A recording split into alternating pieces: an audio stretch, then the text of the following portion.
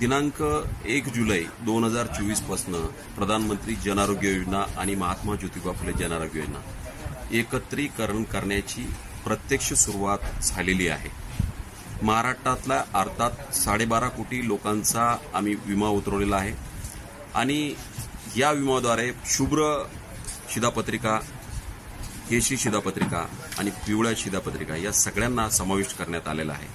त्यामुळे आजच्या या पत्रकार परिषद असो किंवा आपल्याद्वारे माझी नम्र विनंती की आपले कार्ड आपण स्वतः डाउनलोड करावेत स्वतःच्या मोबाईलमध्ये आयुष्मान ॲपद्वारे किंवा सीएससी सेंटर असू द्यात, ration card, ration fair shop जे आहेत त्यांच्याकडनं आपण ते प्राप्त करून घ्यावेत। या व्यतिरिक्त काही त्रुटी येत असतील, काही अडचणी असतील तर आम्ही त्यासाठी सक्षम आहोत की आम्ही त्यांना मदत करू। आज बीड जिल्ह्याची ही बैठक होती। खाजगी 21 आणि गव्हर्नमेंटच्या 7 हॉस्पिटलचा आम्ही रिव्ह्यू घेतला। यामध्ये प्रत्यक्षात येणाऱ्या अडचणी 5 लाख रुपयापर्यंत उपचार देण्यासाठी यावरती सखोल अशी चर्चा झाली। चर्चेअंती निर्णय असा घेण्यात आला की यापुढे जिल्ह्यातील प्रत्येक रुग्णाला मोफत उपचार मिळण्याचा फंडामेंटल राईट आहे।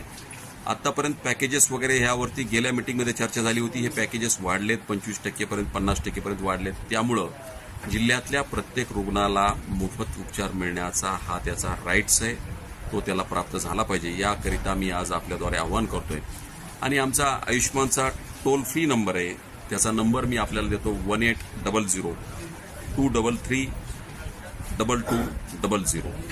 आयुष्मानवरती आपल्याला पेशंटच्या बद्दल याच्यावरती आपल्याला तक्रार करता येईल, आपलं म्हणणं असेल, माहिती जाणून घेता येईल। त्यामुळे विनंती आहे की बीड जिल्ह्यातल्या जास्तीत जास्त रुग्णांनी आयुष्मान योजनेचा लाभ घ्यावा। आयुष्मान भारत मिशन महाराष्ट्र समितीचा प्रमुख या नात्याने मी करतोय।